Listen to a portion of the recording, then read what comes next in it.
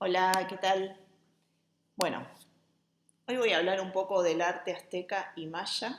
Hay otras culturas súper interesantes también para analizar todo lo que es la obra artística en México, como ser, por ejemplo, los olmecas, pero voy a centrarme en estas dos culturas porque son las que tienen más desarrollo artístico, tienen tanto pintura como arquitectura monumental, como escultura, bajos relieves.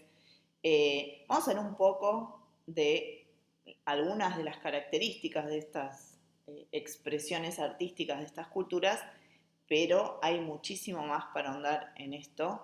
Yo, como siempre, me voy a enfocar un poco en la simbología, me voy a enfocar un poco en las formas de representación, que es lo que a mí más me interesa, y quizás vamos a hablar un poco de la técnica y de cómo diferenciar estas dos culturas. Se confunden mucho los calendarios de estas dos culturas. No vamos a ver hoy calendarios, pero siempre al calendario azteca, que es el calendario de piedra circular que todos más tenemos visto, digamos, dentro de lo que son los calendarios de América precolombina, se le suele decir calendario maya, y el calendario maya, que es mucho más elaborado y mucho más sincronizado con los movimientos celestes, porque es un calendario lunisolar el maya.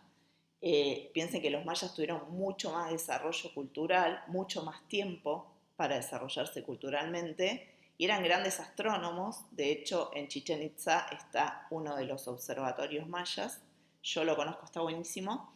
Eh, Suelen confundirse bastante, por eso las tomé a estas dos para que podamos ver y hablar sobre las diferencias que tenían en cuanto a cultura y en cuanto a representación artística, que es lo que más nos interesa a nosotros.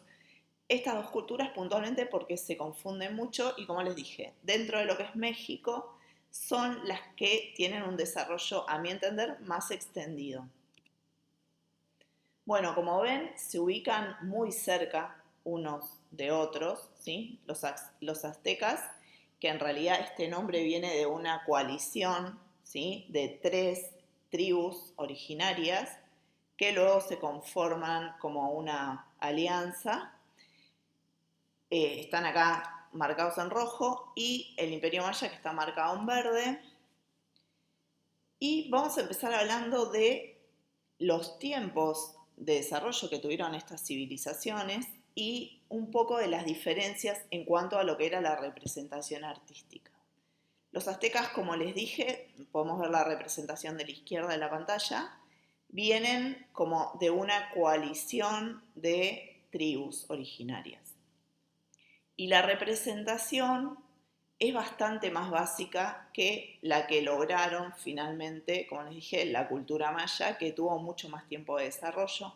Seguramente los aztecas ya tenían un desarrollo previo en cada una de sus culturas originales, pero la representación es un poco más aniñada, un poco más básica, quizás también menos realista. Lo que sí, van a darle mucha fuerza a algunos símbolos que van a ser protagonistas de todo lo que es el arte de este pueblo, ¿sí? De esta coalición de pueblos, digamos. Bueno, el periodo que se fija oficialmente es 1325 después de Cristo a 1521 después de Cristo. Y en el caso de la civilización maya, el periodo oficial que se otorga es desde el 2000 a.C. aproximadamente hasta el 1540 después de Cristo. Más o menos el colapso de las dos civilizaciones fue muy cercano, o sea, más o menos en paralelo. Y tengamos en cuenta lo que dije, o sea que los aztecas no es que surgen de la nada, sino que ya venían teniendo una tradición visual desde sus tribus originarias, ¿sí? Bueno, acá tenemos entonces a la izquierda una típica representación azteca y a la derecha una típica representación maya. Como ven, la maya es mucho más realista, las proporciones son más realistas. Si bien las representaciones en ambos casos son simbólicas, ¿sí? Van a aludir al simbolismo, yo creo que digamos, el logro, ¿sí? de profesionalismo, por decirle, de los artistas de la civilización maya se puede equiparar con la civilización egipcia. Y también tiene muchos años de desarrollo como cultura, en el mismo sentido que la civilización egipcia. A mí me gusta mucho compararlos porque veo muchísimas similitudes. De hecho, la civilización maya es mucho más similar a la civilización egipcia que a los aztecas, por ejemplo. Bueno, vamos a hablar un poco primero del arte azteca. Como les dije, las representaciones son mucho más simbólicas, menos realistas que las mayas, lo que tendría como un plus, en verdad, cuando hablamos de arte, tendría como un plus esto de el arte conceptual, ¿no? Si lo miráramos, por ejemplo, desde lo que concebimos como arte hoy día, tendría un plus. Esto de que puedan expresarse simbólicamente, que no estén tan atados al realismo del objeto que se está representando, sería un plus, algo bueno. Eh, pero a la vez tienen como digamos, un universo bastante limitado de símbolos, ¿sí? En cambio los mayas, como dije, su cultura era mucho más desarrollada en otros aspectos, por ejemplo, en todo lo que tenía que ver con las matemáticas o la astrología. Entonces van a llevar eso a las representaciones, lo que las va a hacer mucho más ricas en cuanto a universo simbólico, ¿sí? Así que bueno, algo muy característico de lo que es el arte azteca, al igual que podemos ver en Egipto y en el arte maya, es la representación de perfil. La representación de perfil de, puntualmente, el objeto del cuerpo humano, ¿sí? O sea, en el caso de los aztecas también se va a dar con animales, a diferencia de Egipto, que si quieren pueden ver un video anterior que hice sobre el arte egipcio. En Egipto los animales y las plantas eran representados de un modo más realista, y en el caso de los aztecas van a representar todo objeto y todo sujeto del mismo modo, de perfil, sintetizando al máximo los rasgos pertinentes de cada animal, cada persona o cada ser vivo o objeto que estuvieran representando. O sea que la síntesis va a ser clave también, y incorporando el simbolismo. Después, en cuanto a algo que ya hablamos en el arte egipcio, el tema de los tamaños de los sujetos representados tienen que ver con la jerarquía del personaje. Los dioses y los gobernantes eran representados más grandes que el ser humano común o los habitantes del pueblo, y esto tiene que ver con una cuestión puntualmente de jerarquía, que como dije en muchos de mis videos, todo lo que es el arte de culturas ancestrales va a trabajar el tema del tamaño para acentuar la jerarquía del personaje que se está representando, ¿sí? Acá, por ejemplo, se puede ver, ¿sí?, al dios y a los personajes humanos, ¿sí?, a los humanos comunes y corrientes, podríamos decir, que están representados de un tamaño mucho más pequeño. Así que bueno, eso es como otra de las características más importantes de la representación, de cómo representaban a lo que veían en el mundo real. Algo muy curioso de lo que es el arte azteca es el aliento vital saliendo de los dioses creadores. Lo vamos a ver en varios ejemplos. Acá lo podemos ver en el centro de esta imagen que tenemos a la izquierda.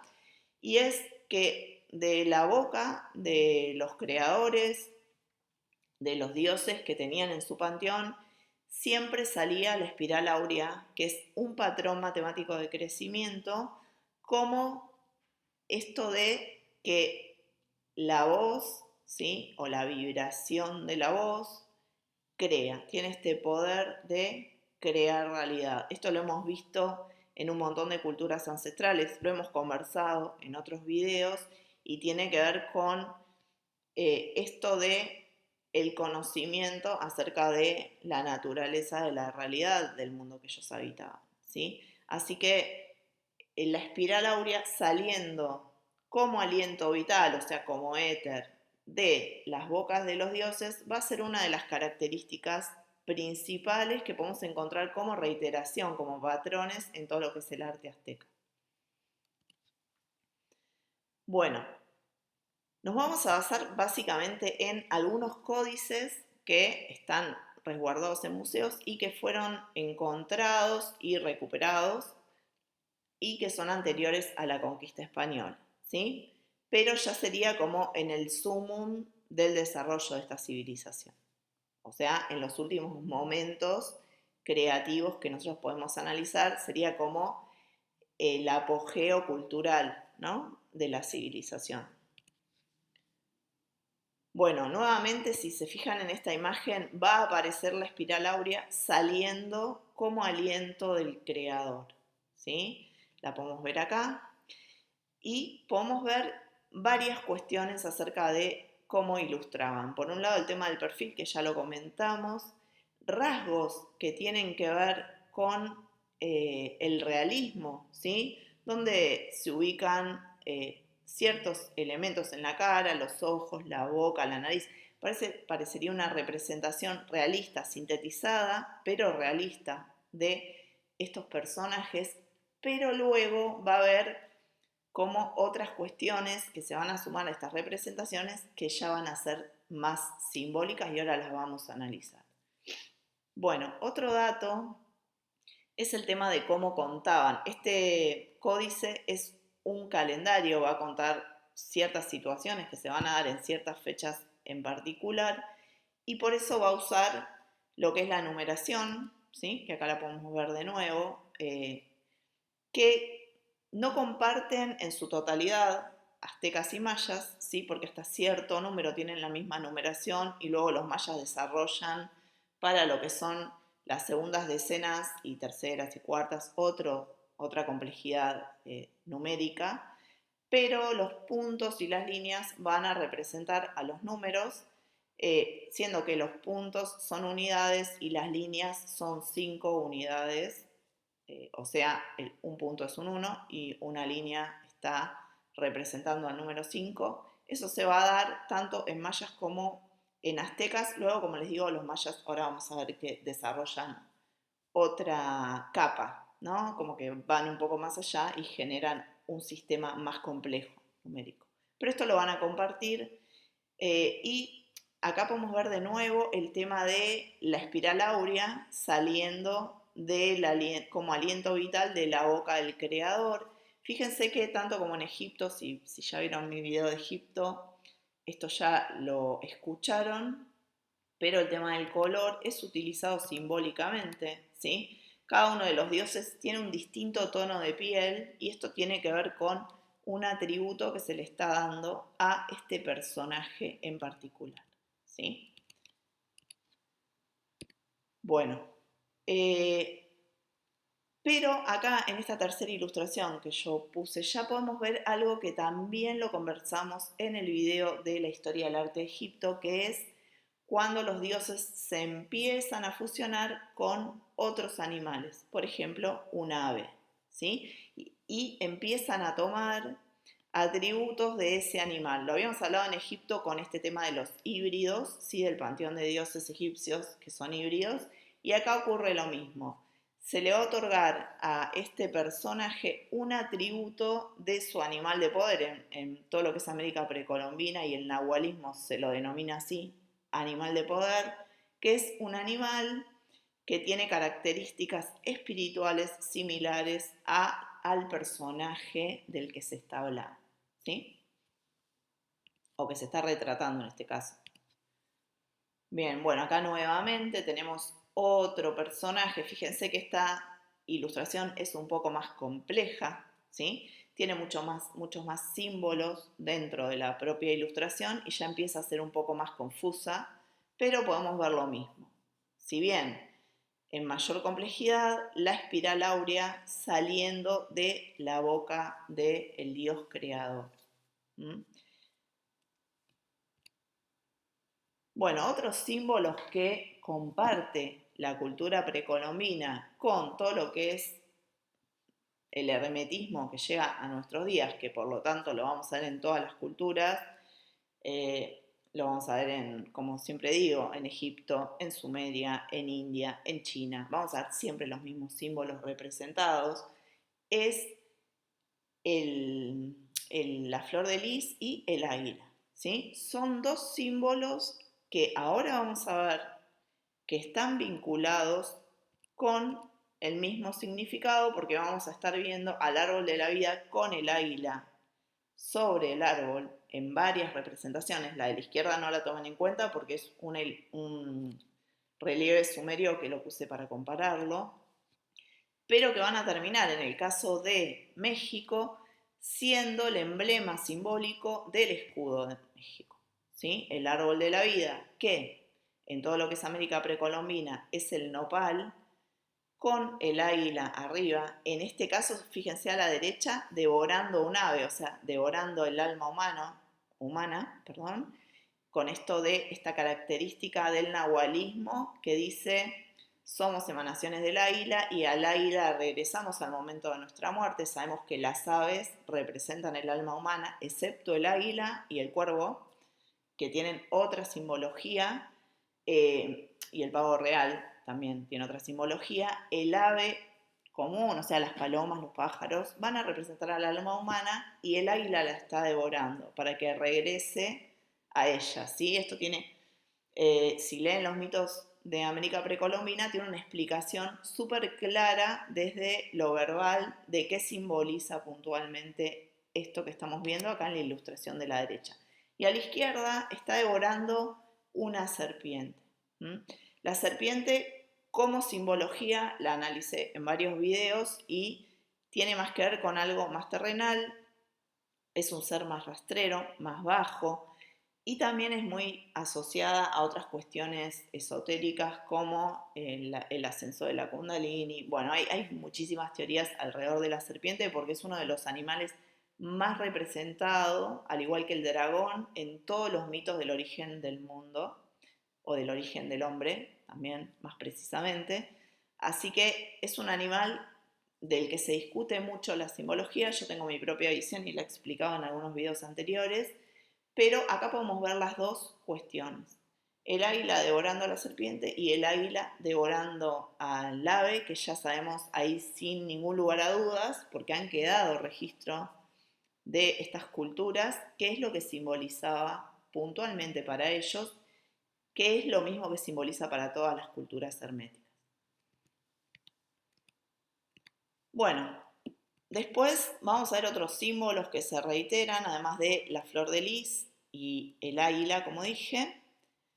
El tema de las serpientes enroscadas, esto que hablaba antes, ¿no? De que algunos lo asocian con la energía de la Kundalini ascendiendo. Yo en verdad tengo otra lectura de este símbolo. Para mí está muy vinculado a lo femenino y a lo masculino, al movimiento solar y lunar. Tengo una lectura muy distinta. No creo que tenga que ver con el ascenso de una energía puntual.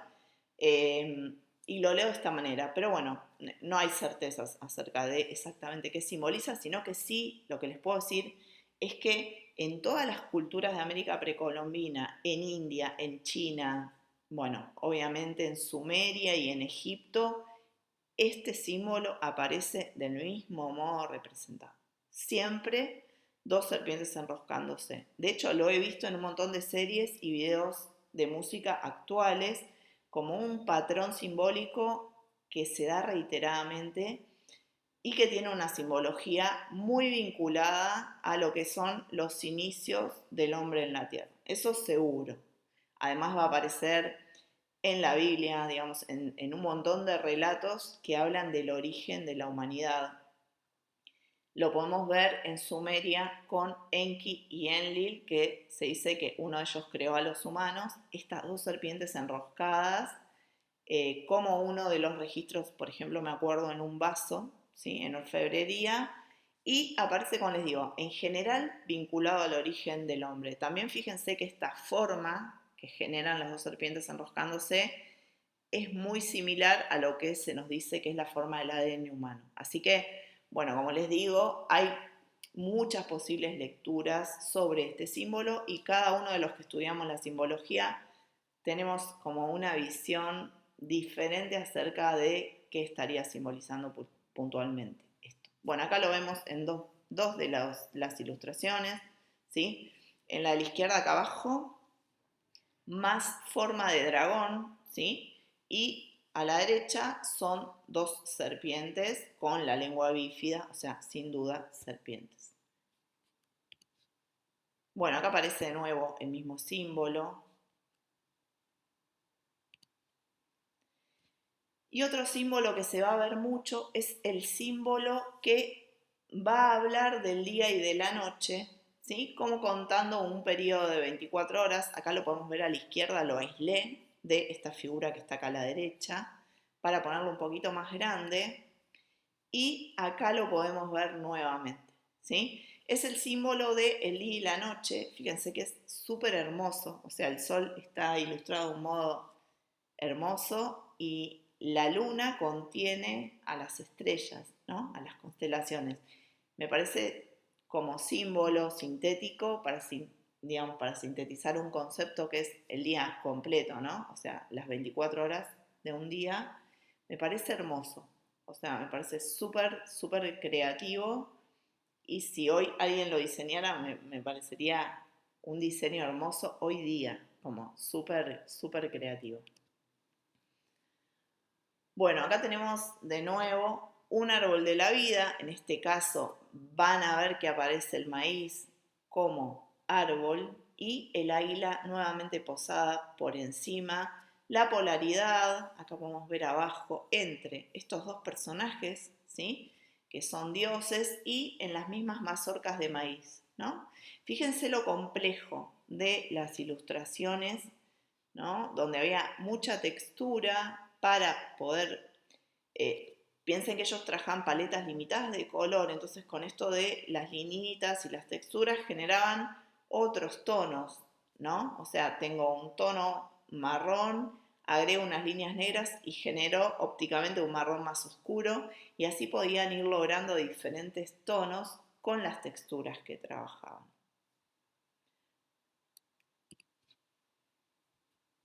Bueno, acá arriba podemos ver de nuevo este tema de los colores de la piel, ¿sí? Fíjense que es lo mismo que comentaba en mi video que hice sobre el arte egipcio, el árbol de la vida. Esto que se ve mucho, fíjense la ilustración de la derecha, es de la que estoy hablando, se ve mucho en todo lo que es la alquimia, ¿sí? O las ilustraciones que son del periodo del oscurantismo europeo, se ven muchas ilustraciones donde el árbol de la vida está siendo intervenido. Esto de estos dos personajes que se ubican al costado del árbol, estoy hablando de la ilustración de la derecha, y que están trabajando sobre el árbol. Esto es algo que se va a ver en otras culturas, ¿sí? Quizás en algún momento haga un video específicamente de esto, pero es un, digamos, un concepto o una ilustración que aparece en otras culturas también. Esto de el intervenir sobre la vida original, yo lo leo así al menos, ya lo he comentado en algún video viejo mío, no recuerdo bien de qué, pero el de esto de intervenir sobre la vida original, ¿no? Que había en la Tierra. Y a la izquierda les puse una situación análoga de lo que es la cultura sumeria, que es el árbol de la vida con Enki y Enlil, que me parece que es súper similar a esta imagen que estamos viendo acá a la derecha, obviando las diferencias de modo de representación, ¿no? Pero bueno, siempre los personajes van a estar interviniendo sobre el árbol y en el caso de la izquierda no es tan obvio, pero sí están interviniendo cuando uno ve toda la escena y van a aparecer dos personajes muy parecidos que en el caso de Sumeria son hermanos, lo sabemos por los relatos, ¿no? Y acá a la derecha podemos ver que son personajes también muy, muy similares. Así que bueno, estos paralelismos a veces me gusta mostrárselos porque son culturas que se dice que nunca tuvieron contacto, yo estoy segura que sí, o que al menos hubo una cultura madre para todas ellas y que estos mitos se fueron transmitiendo de generación en generación mientras migraban, ¿no? Estos personajes o estas tribus siempre se mantuvo como un relato original que es el mismo que hoy podemos ver contado en la Biblia de otro modo diferente, ¿sí? Pero es lo mismo, es exactamente lo mismo, de hecho, personajes mujeres vírgenes que dan a luz a un niño aparece en un montón de relatos anteriores a Jesucristo, ¿sí? Lo podemos ver en Krishna, lo podemos ver en un montón de relatos anteriores. Así que mi hipótesis es esta, que hubo una cultura madre que relató un origen, ¿sí? y unos primeros tiempos de la humanidad, y después se fue dispersando por el mundo en las diferentes culturas y fue tomando distintos modos de representación o quizás incluso de ser contado, ¿no? Pero todas tienen como una base común muy clara. Bueno, además esto, por ejemplo, estaba pensando en esto de la Virgen y el Niño Jesús. Todos estos avatares que les estoy nombrando nacieron también en la misma fecha, ¿no? O sea, muchas similitudes, nacen de una madre virgen en determinada fecha, lo persiguen a este niño para matarlo, o sea, hay muchas cuestiones que son similares en estos mitos. Bueno, si quieren lo pueden investigar, no hice ningún video acerca de esto todavía, pero bueno, si quieren lo pueden investigar. Bueno, esto ya lo hablamos, el tema del árbol de la vida.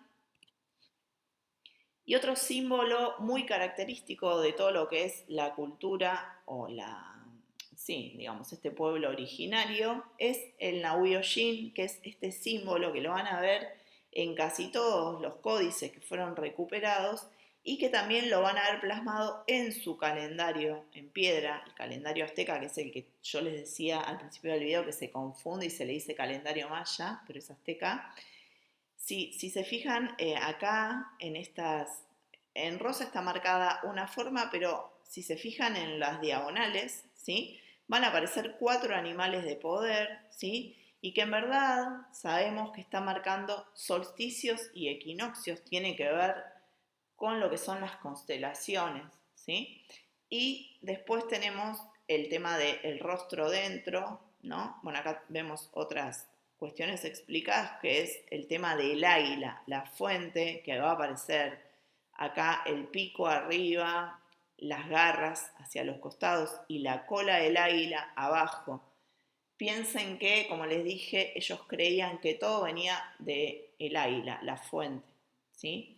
Entonces, el tiempo era parte de la creación del águila, ¿no? Y también lo podemos vincular todo esto o a este símbolo con el quinto elemento, porque miremos la ilustración de la derecha, tenemos los 4 elementos, ¿sí?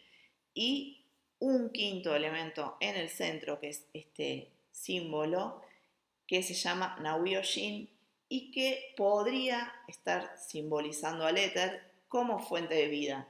Esto es como difícil de atar digamos, los puntos para hacer como esta deducción, pero yo he hecho otro video de arte precolombino que si quieren lo pueden ver, donde lo explico un poco mejor, igual ahora lo voy a explicar.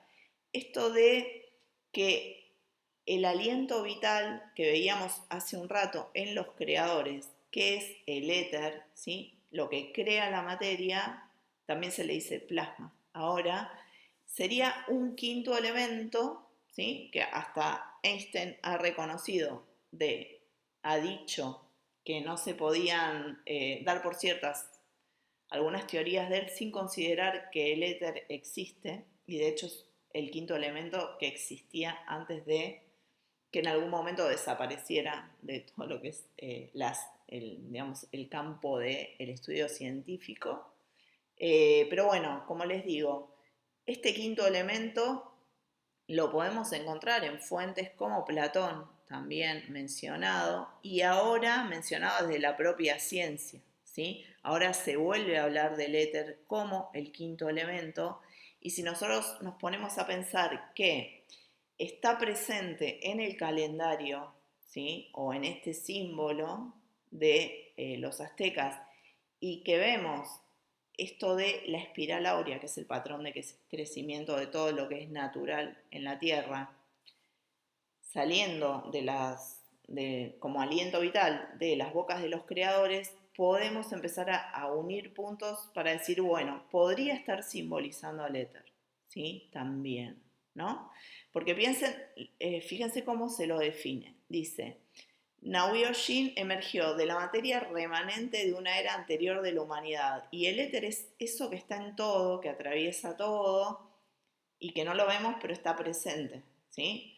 Así que podría ser interpretado como éter. De hecho, bueno, yo lo interpreto así simbólicamente y quizás es poco clara en este momento mi explicación, porque en realidad estoy explicando otra cosa y me fui por las ramas, pero para mí este símbolo está simbolizando eso, al éter.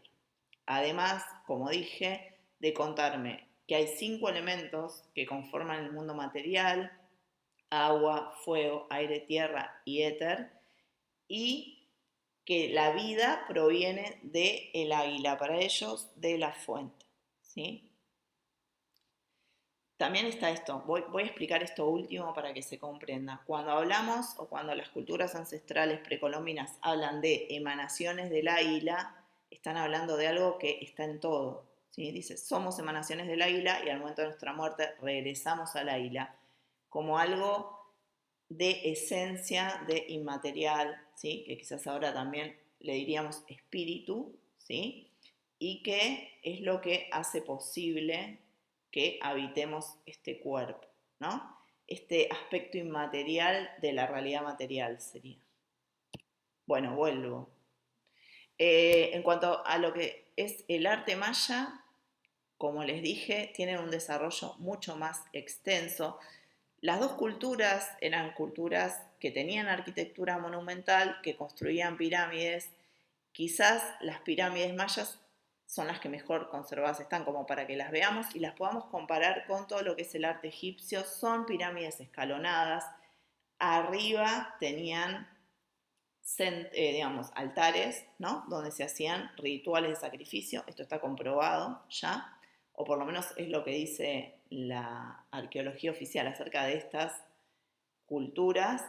Y si se van a mi video de arte egipcio, yo hablaba de por qué para mí las pirámides en Egipto no son tumbas, sino que son centros ritualísticos, por todo esto que se ve, porque vamos a ver que el arte maya es muy parecido al arte egipcio, salvando diferencias de estilo, son muy similares y tenían el mismo tipo de arquitectura y hacían el mismo tipo de esculturas y de bajorrelieves. Así que bueno, es muy similar. Y además tenían esto que se llama sellos, ¿sí? Que es la escritura, que es muy similar a los jeroglíficos, obviamente con otras formas, pero tienen muchos puntos de contacto estas dos culturas. Son muy similares como para que sea un azar del desarrollo de una cultura, ¿no?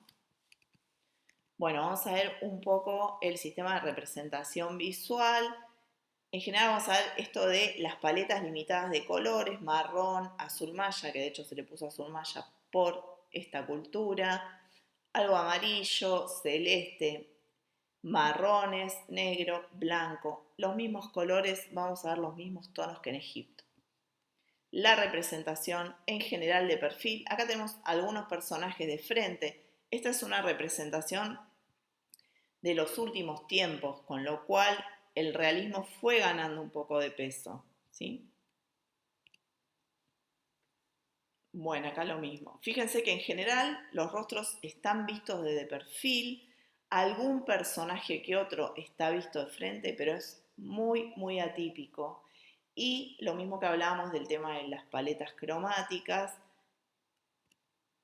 acá podemos ver lo mismo, ¿sí? Fíjense esto que les hablaba del tema de los animales de poder en las cabezas, ¿sí? De estos personajes que son guerreros. El jaguar es uno de los animales que más es representado en todo lo que son las culturas precolombinas y sería como un análogo al león, ¿sí? Que vemos en otras culturas iniciáticas o ancestrales, porque es un animal que tenía como más presencia en el territorio que habitaban estas culturas, ¿sí? O sea que el jaguar y el león tendrían una simbología similar. Bueno, acá podemos ver uno de los códices que digamos, se recuperaron y que están en algunos de los museos del mundo. Hay varios, de la cultura maya hay varios. tienen poco color los códices mayas a diferencia de los aztecas, y podemos ver que el uso de los jeroglíficos es lo más extendido, solo hay algunas ilustraciones, ¿no? Como apoyando al texto, sería una especie de cómic de esta cultura donde tanto ilustración como texto van a relatar una historia que se está contando.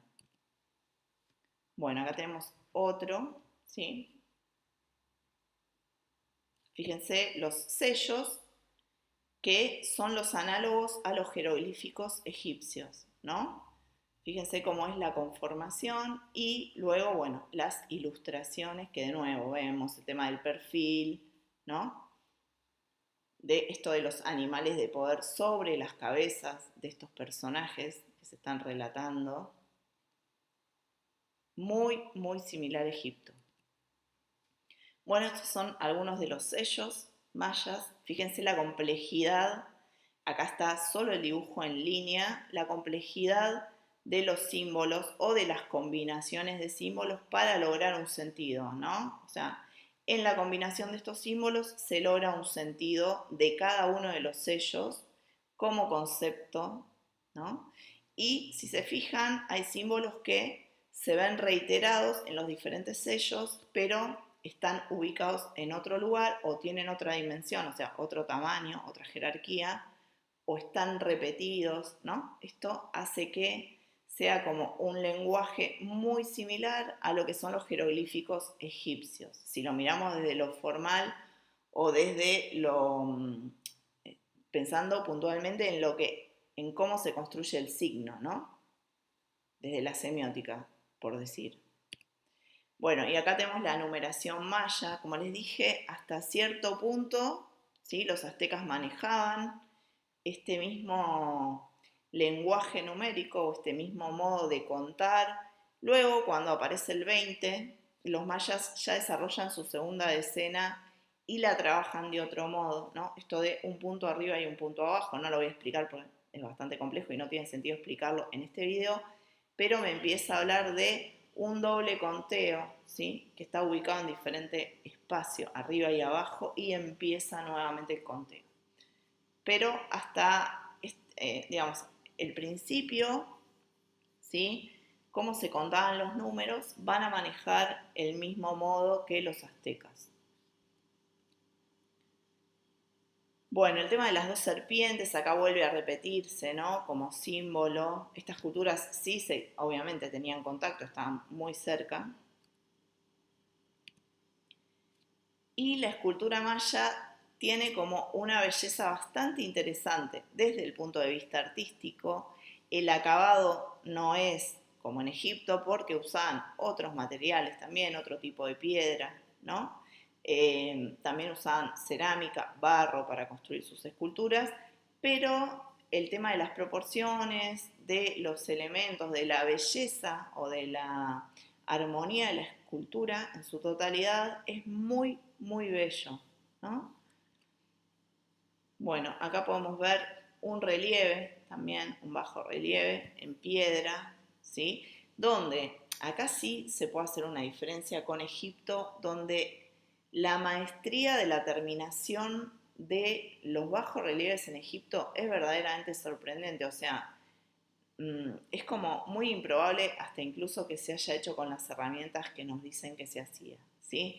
Y acá es un poco más rudimentaria la terminación, un poco más grotesca también la estética, ¿no? Acá si vemos, por ejemplo, a la izquierda, en este relieve en piedra, es un poco más grotesca. Quizás acá interesaba menos la estética y más lo que se estaba comunicando. También obviamente fue deteriorado por el tiempo, pero igual podemos notar que no está tan logrado a nivel técnico. Bueno, espero que les haya gustado y nos vemos en otro video para hablar de otra cultura. Les mando un abrazo.